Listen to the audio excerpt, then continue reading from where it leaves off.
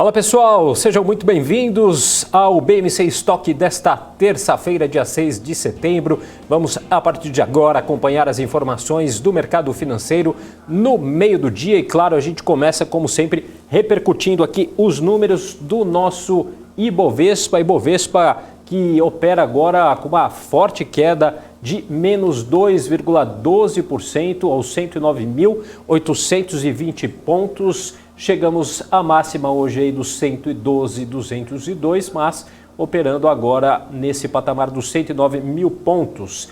Entre as principais baixas aqui a gente vê a Magalu, Americanas, o ramo varejista aqui liderando as perdas, Magalu menos 8,10% e também aqui Americanas 7,18%. Temos também aqui o grupo Minerva, aqui, MRV, em menos 7,08%. Ainda as companhias aqui, as aéreas, também temos aqui, olha só, a Azul em menos 7,93% e a Gol também aqui menos 5,55%. Aliás, quase tudo aqui no vermelho hoje nesse nosso mapa aqui.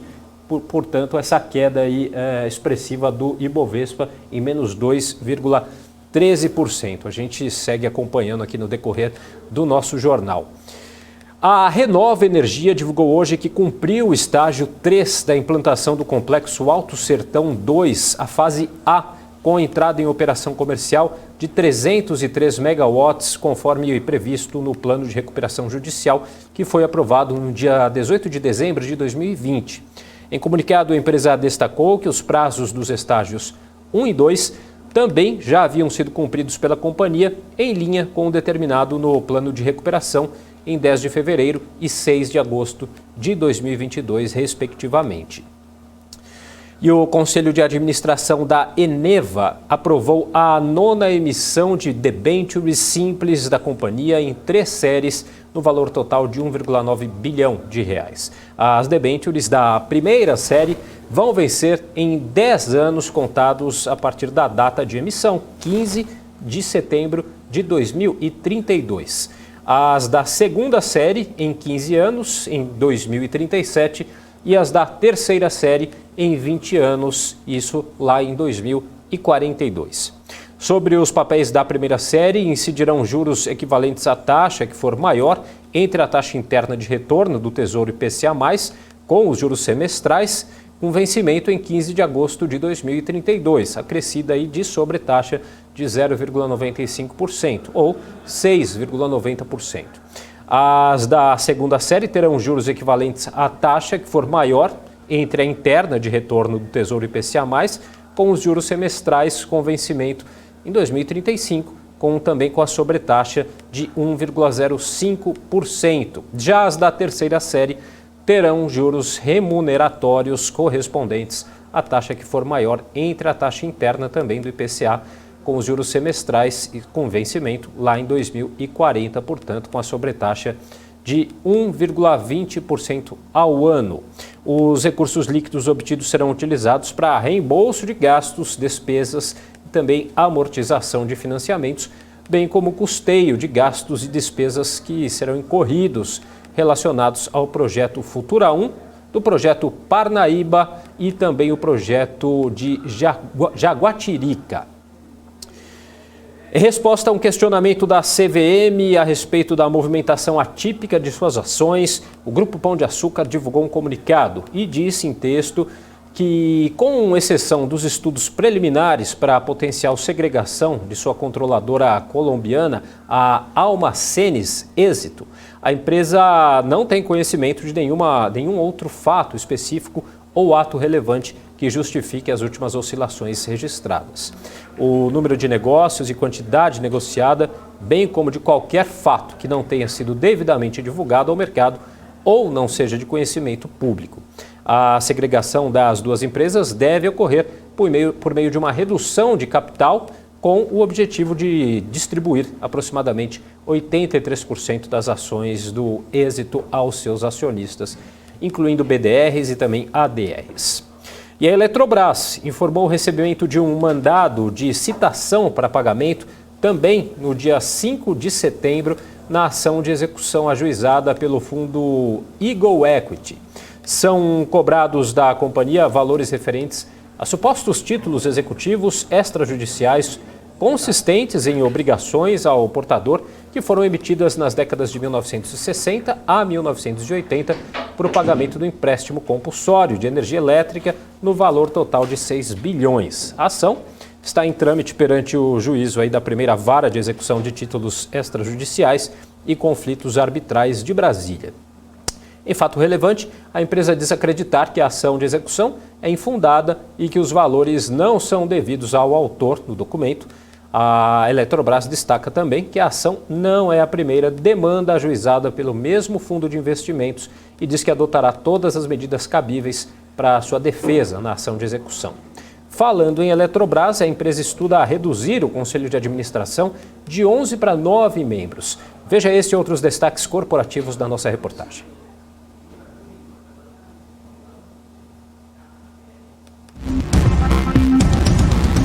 A Eletrobras informou que, dentre ajustes em análise na companhia, está em estudo a redução no número de membros do colegiado de 11 para 9.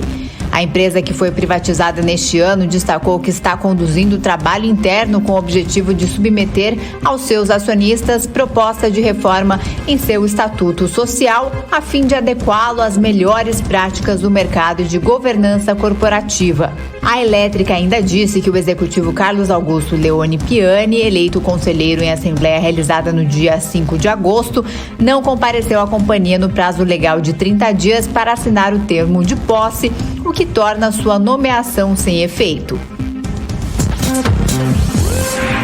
O Conselho de Administração do GPA autorizou a continuidade dos estudos da segregação de sua unidade colombiana Êxito, bem como a preparação da implementação da transação, incluindo todas as providências para a criação dos programas de BDRs e ADRs do Êxito no Brasil e nos Estados Unidos, respectivamente, tendo o Conselho de Administração do Êxito aprovado. O GPA espera que a operação consista na segregação de GPA e Êxito por meio de uma redução de capital de GPA com o objetivo de distribuir aproximadamente 83% das ações do Êxito atualmente detidas pelo grupo aos seus acionistas. Dessa forma, após a distribuição das ações, o GPA manteria a participação minoritária de aproximadamente 13% no Êxito, com potencial de monetização no futuro. Segundo o comunicado, a efetiva implementação da operação depende ainda da conclusão dos trabalhos preparatórios e de aprovações necessárias. A decisão final sobre a transação deverá ser tomada pelos acionistas do GPA reunidos em Assembleia Geral Extraordinária. O GPA espera concluir a operação com a entrega efetiva das ações ordinárias do Êxito, incluindo sob a forma de BDRs e ADRs aos seus acionistas durante o primeiro semestre de 2023. Dando sequência à sua recuperação, a Gol informou que a demanda por voos subiu 46,3% em agosto em comparação com o mesmo período do ano passado. Já a oferta saltou 44%. A taxa de ocupação ficou em 81,5%. No mercado doméstico, a oferta da Gol aumentou em 29,7% e a demanda cresceu em 31,7%. A taxa de ocupação doméstica da Gol foi de 81,4%. No mercado internacional, a oferta somou 323 milhões, enquanto a demanda da Gol ficou em 266 milhões e a taxa de ocupação foi de 82,3%. É isso aí, pessoal. A gente vai fazer um rápido intervalo. Na sequência, já está aqui o Alex André para comentar as principais notícias do dia aqui com a gente. É rapidinho, gente. Volta já.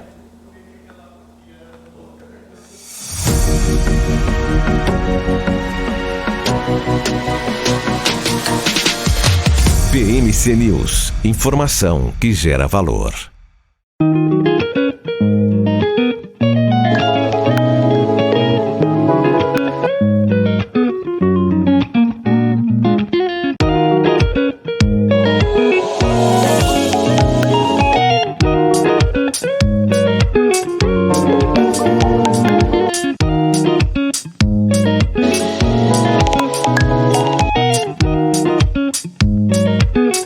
Atenção, produtores rurais, corretores de grão e profissionais do agronegócio.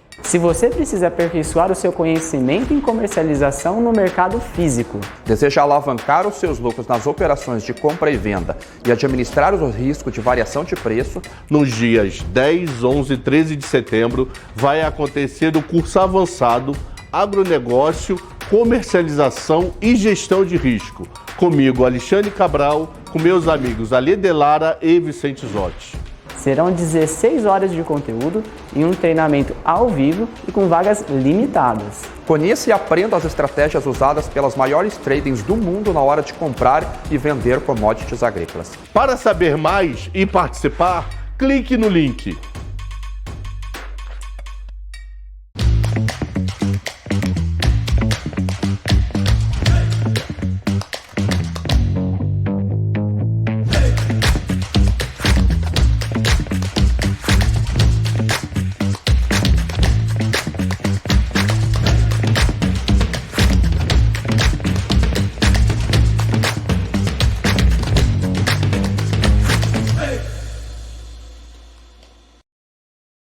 As empresas que fazem parte do seu dia a dia estão em uma das maiores bolsas do mundo, a Nasdaq. E a boa notícia é que você pode investir nessas empresas diretamente pela Avenue, sua corretora nos Estados Unidos. Com os dados das ações dos Estados Unidos fornecidos pela Nasdaq em tempo real, o cliente Avenue pode acessar diretamente as maiores bolsas do mercado americano. Entre neste mercado de tecnologia e inovação. Acesse avenue.com.br/Nasdaq e seja bem-vindo ao mercado global. Estamos de volta com o BMC Stock, agora para a gente conversar, bater um papo aqui com o Alex André. Boa tarde, meu querido, tudo bem? Olá, Brosco, muito boa tarde a todos que nos acompanham aqui no BMC Stock de hoje, muito obrigado. Ô Alex, vamos, acho que não dá para a gente começar diferente, o Ibovespa aí caindo bem hoje, né? Olha só, quase aí na casa dos 2% negativo, aí a gente, no nosso mapa aqui, tudo em vermelho praticamente, puxando aí as baixas, o setor de varejo, né? Magalu, Americanas, depois a gente tem MRV aqui também tem o setor aéreo, tá bem espalhado aqui, né? Tem alguma explicação para essa baixa aí generalizada hoje? Bom, Brosco, o que a gente já sabe, né, que a gente tem de informações é o que realmente aconteceu, está vindo lá dos Estados Unidos, né? Acho que é uma pressão que acontece por lá e respinga por aqui, e é um cenário muito clássico aí que a gente consegue observar nos DIs, né? Ou seja, os DIs subindo e prejudicando as companhias que a gente tem olhado aí na tela, né? No telão, que é principalmente a parte de construção civil, né? A parte de tecnologia, a parte de aviação, varejo, tudo isso é que é mais sensível, né, à alta de juros, né? Ou seja, os DIs de hoje. Então a gente tem visto aí um cenário de aversão a risco normal, a gente tem olhado aí nas últimas semanas, né, a nossa bolsa, destoado da Bolsa Americana por muitos dias, né, a Bolsa passando ali dos 110 mil pontos, né, e agora vem devolvendo um pouco os ganhos, realização de lucros, e claro, não só a própria realização de lucros, mas também um cenário de aversão a risco global, depois ali do Labor Day, né, o dia do trabalho nos Estados Unidos, que é onde as bolsas ficaram fechadas ontem. Então hoje já começa, né, realizando lucros lá nos Estados Unidos, e aqui no Brasil também a gente segue com esse sentimento hoje, né, de maior aversão a risco. Pois é, inclusive está nos destaques aqui no nosso portal bmcnews.com.br, a gente tem aqui dados americanos do PMI composto, né, dos Estados Unidos, caindo aí então para 44,6% agora em agosto, segundo o S&P Global. Temos também aqui entre o principal destaque, claro, que o Alex até acabou de falar, do Ibovespa caindo aí, os juros aí no radar dos investidores. Temos aí a repercussão também da entrevista que a gente teve hoje com o candidato à presidência da República pelo Partido Novo, Felipe Dávila, que falou de muitos assuntos, inclusive um deles aqui que está no nosso portal sobre o teto de gastos. Você vai acompanhar, a gente tem alguns trechos aí que a gente vai mostrar durante a nossa programação aqui, ainda no dia de hoje, dessa entrevista que ele deu mais cedo ao jornal BMC News. E temos também aqui um dado que traz aqui falando sobre a inflação em países da OCDE, que tem leve queda agora em julho. Gostaria até de repercutir com o Alex esse dado aqui, inflação em países da OCDE, com essa queda aí, o que é o grupo do G7, né, considerando apenas o G7, o grupo das 7 maiores economias do mundo. O CPI anual aí caiu de 7,9% em junho para 7,6% em julho, Alex. O que esse dado aqui nos mostra, hein? Bom, acho que o que a gente tem olhado em relação à inflação, como tem colocado no OCDE, eu acho que não é o que reflete no mundo inteiro em relação ao macro, né? Eu acho que isso não é uma leitura quando a gente observa principalmente que o mundo está passando, inclusive aqui no Brasil. Eu estava até conversando agora, né, recentemente com o economista, e ele disse muito em relação a isso, né? Ou seja, o Brasil está tendo deflação, né? Ok, mas o que a gente tem colocado para ter essa deflação? Será que a gente não está acumulando uma pressão inflacionária jogando para o ano que vem? Acho que isso já começa a ser discutido. Então, no mundo inteiro, né, a gente tem olhado essas políticas, né, restritivas em relação à política monetária, né, óbvio, em relação ao que a gente tem visto na atividade econômica. Isso não tem o que dizer, não só em relação a esse hard landing, né, ou seja, esse pouso forçado na economia dos Estados Unidos, que já se comprovou na Europa, isso vai acontecer, já está acontecendo, mas como isso pode impactar não só a OCDE, não só, por exemplo, aqui o Brasil, o Mercosul, como um todo. O Mercosul já é pior ainda, né? Mas o que a gente tem olhado em relação a todo esse aspecto, quais instrumentos, né, de política monetária, né, principalmente dos Estados Unidos, pode se guiar para justamente sim, né, se basear em outros países do mundo, né, que acho que é um grande balizador global dos Estados Unidos, por isso que a gente fala muito dos Estados Unidos e por isso que tem essa grande representatividade em relação à política econômica global. Pois é, estou até dando uma olhadinha aqui nos principais índices lá nos Estados Unidos, todos aqui operando em baixa, Dow Jones 0,30%, menos 0,30%, o Nasdaq também aí menos 0,42%, o S&P 500 também menos 0,15%. Uma semana, pelo menos o começo, né, de semana, né, um pouco atípico. A gente teve ontem feriado lá nos Estados Unidos, teremos feriado agora, amanhã aqui no Brasil, né, Alex? Mas o que mais teremos aí para essa semana aí de expectativa no mercado, hein? Bom, o que a gente vai ter, né, principalmente de expectativa, né, que o mercado, né, aguarda aí nessa semana mais curta em relação ao feriado, acho que não tem como deixar de falar, como estava falando antes, a questão da inflação, né? Acho que os dados de inflação, os dados de atividade, né, medidos aí pelo PMI, é o que realmente vão ditar, né, não só agora, nesse mês, mas principalmente nos próximos trimestres, o que realmente o mercado está aguardando, tá? Então, acho que o payroll que teve agora, né, foi praticamente em linha, lembrando que no mês passado foi um payroll ali totalmente fora da curva e deixou a pulga atrás da orelha se realmente o Fed vai apertar, e depois o Fed realmente confirmou que ele vai ser mais restrito na sua política monetária. Então, isso agora já começa a trazer o quê? Uma leitura, inclusive o Roberto Campos Neto disse ontem, né? O Campos Neto disse, talvez, né, o colegiado ali do Copom já está pensando, reconsiderando nesse ajuste adicional, melhor dizendo, na Selic, ou seja, isso pode trazer uma pressão ainda mais em relação não só à inflação, mas principalmente em perspectiva econômica aqui no Brasil. Lembrando que esse ajuste, né, olhando para o mercado como um todo, isso ainda pode impactar não só na leitura desse ajuste, mas também de uma leitura que a Selic pode permanecer alta por mais tempo que o mercado aguarda. Então, acho que isso pode trazer, sim, uma reprecificação por parte de ativos, isso pode trazer uma aversão a risco, mas tudo vem de top-down, ou seja, isso começa nos Estados Unidos, uma leitura que os Estados Unidos precisa ser mais hawkish, né? Ele precisa ali realmente combater a inflação. Chega aqui no Brasil, a gente tem um cenário que a gente, sim, subimos os juros antes, né? A gente tem feito um bom trabalho aqui, né? Claro que muita gente se questiona em relação a Selic 2%, etc., mas é um cenário de pandemia, a gente já passou por isso, agora está no cenário de 13,75%, se vai ter o reajuste ou não, né?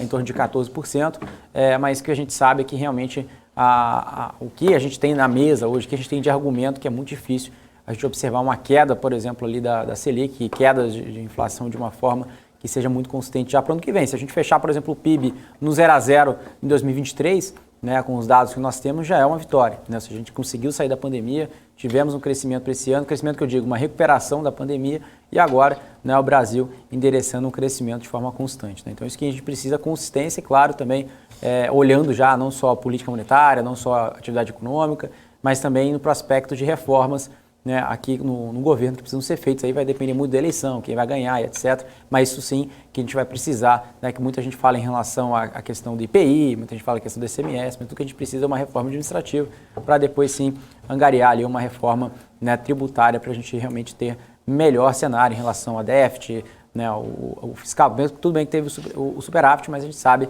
né, que as contas públicas precisam, né, ter um melhor disclosure olhando para frente, principalmente com essas políticas olhando, né, no aspecto econômico. Isso pode trazer melhor ou até pior, dependendo do candidato que ganhar em relação a essa ótica, até mesmo quando um investidor estrangeiro olha para o Brasil. Então, acho que a minha leitura se baseia nisso, né? Então é muito além de uma política monetária, né? Então a gente tem que olhar um pouquinho, como um país emergente, tem que entender que também tem essa leitura, né, do ponto de vista institucional do Brasil.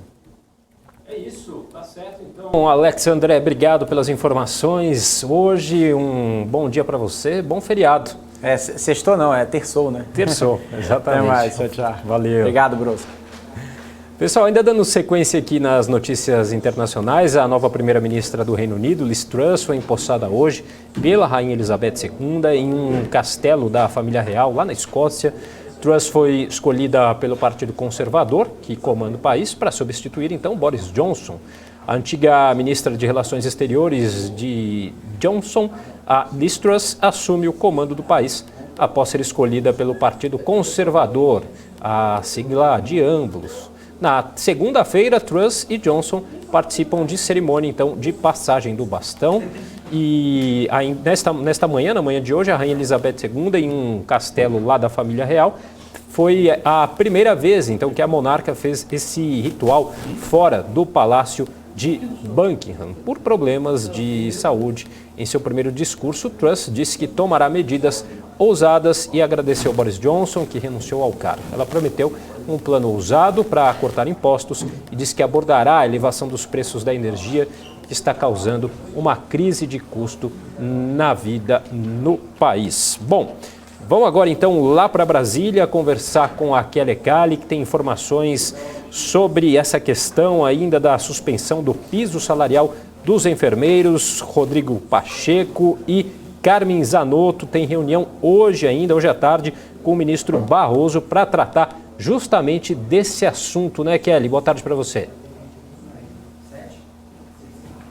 Boa tarde a todo mundo que está acompanhando a gente aqui no Estoque. É isso mesmo, logo mais, 3 horas, o Rodrigo Pacheco, que é presidente do Senado, né, e portanto do Congresso Nacional, vai encontrar aí o ministro Barroso, que foi o responsável por essa decisão liminar, que suspendeu periodicamente o piso da enfermagem. Foi aprovado no mês retrasado, na verdade, em julho, né? A gente fez uma cobertura grande na época, houve ali um lobby muito grande por parte da categoria, né? Tanto da categoria como profissionais independentes, como também da categoria no sentido de categoria organizada mesmo, né? Então, houve ali uma articulação muito forte na época, esses pisos, assim como outros pisos também foram aprovados sob muita pressão, né? Teve que ter toda uma sistemática de propostas de emenda funcional para viabilizar essa dotação orçamentária, que aumenta o piso, já que o piso fica a cargo aí do Fundo Nacional de Saúde, mas nesse caso para o serviço público, porque o serviço privado está dizendo que está preocupado aí com uma possível ausência de empregabilidade, não só isso, de novas oportunidades, mas também de demissões em massa, em razão desse valor que o setor privado considera alto, né, na faixa de R$ 4.700. Então, a Confederação Nacional da Saúde, que representa ali mais os setores privados, né, o setor privado, no caso, entrou no STF com uma ação, alegando aí essa preocupação com a sustentabilidade financeira das empresas para o pagamento, né, para esses pagamentos da área privada. O ministro Barroso, então, acolheu esse entendimento, né, pediu explicações a todas as partes envolvidas, né, enfim, executivo, legislativo, e aí pediu também, a gente adiantou essa informação ontem, né, de que o plenário virtual deveria julgar nos próximos dias essa liminar, como a gente já conversou outras vezes, uma liminar não pode ficar solta, sem ali avaliação dos demais ministros. Então, na sexta-feira, começa esse julgamento, né, dia 9, sobre essa suspensão. O que eles vão julgar? Se a suspensão continua ou não continua, né, como é que é essa discussão do ponto de vista orçamentário para o setor privado, né, já que essa foi a grande alegativa da CN Saúde. O Rodrigo Pacheco, então, vai encontrar com o ministro, né, nesse sentido ali de viabilizar um cancelamento dessa liminar, e a deputada federal Carmen Zanotto também, que foi relatora especificamente do piso da enfermagem na Câmara dos Deputados, ela também tem esse encontro, mas o encontro dela é às 18 horas. Como hoje está tudo fechado, viu, Fê? Esses encontros não vão ser abertos, não vai ter a presença da imprensa, tá? Mas então a gente fica na expectativa para depois do momento da reunião, o que foi o saldo da reunião, né? Rodrigo Pacheco anunciou no domingo ainda que ia procurar essa articulação com o ministro para tentar reverter aí a decisão e encontrar, segundo Pacheco, caminhos legislativos para resolver essa problemática que foi posta e com essa ação que chegou ao Supremo Tribunal Federal, tá, Fê? A gente vai continuar acompanhando e traz informações novinhas mais tarde. Volto com vocês aí no estúdio. Kelly, obrigado então. Até mais tarde. Até, Fê. Tchau. Pessoal, mais uma notinha aqui. Antes de chamar a Kelly, a gente falava aqui um pouco sobre notícias internacionais. Deixa eu dar mais uma para vocês aqui, antes da gente encerrar o BMC Stock. A ArcelorMittal, que é a segunda maior produtora de aço do mundo, anunciou o fechamento de uma fábrica na Alemanha. E o motivo é o alto preço do gás e da energia que está inviabilizando esse negócio. A empresa também está fechando 2 fornos de uma usina no país a partir do final desse mês. De acordo com a empresa, a decisão foi tomada porque não consegue ser competitiva com os preços da energia nos níveis atuais. O lucro está seriamente comprometido. E outro ponto é que a partir de outubro, a empresa também vai ser mais onerada pelo custo do gás, com a proposta feita pelo governo alemão para reduzir o consumo. No país, 1 em cada 6 empresas industriais está sendo obrigada a reduzir a produção por causa dos altos preços da energia. Como a gente falou mais cedo aqui, aliás o Alex até comentou, a gente teve o índice gerente de compras, o PMI composto lá nos Estados Unidos, ficando em agosto em 44,6 pontos, ante 47,7 de julho, isso de acordo com dados do S&P Global, que foram divulgados hoje. Esses números abaixo aí de 50 indicam contração no setor. O PMI de serviços dos Estados Unidos, por sua vez, caiu para 43,7 pontos em agosto, ante 47,3 do mês anterior. Vamos dar uma olhadinha, voltar aqui no nosso mapa de calor. Olha só, o Ibov aí já passou aí a queda, aí já continua aumentando, agora menos 2,18%. Quem puxa aí o Ibov para baixo é a Magalu, com menos 7,87%. Temos também, está bem diluído aqui, temos a Azul aqui com menos 7,80%, MRV, Avia, CVC, Americanas, vários setores aí em baixa, aliás, praticamente tudo em baixa aqui nesse momento no Ibovespa. É isso, pessoal. A gente vai ficando por aqui. Daqui a pouquinho vem aí o BMC Market com o Daniel Morales, o Alan Gani, o Alexandre Cabral, aqui trazendo mais informações para vocês. A gente se encontra mais tarde no fechamento do mercado no Top News. Até mais, um abraço.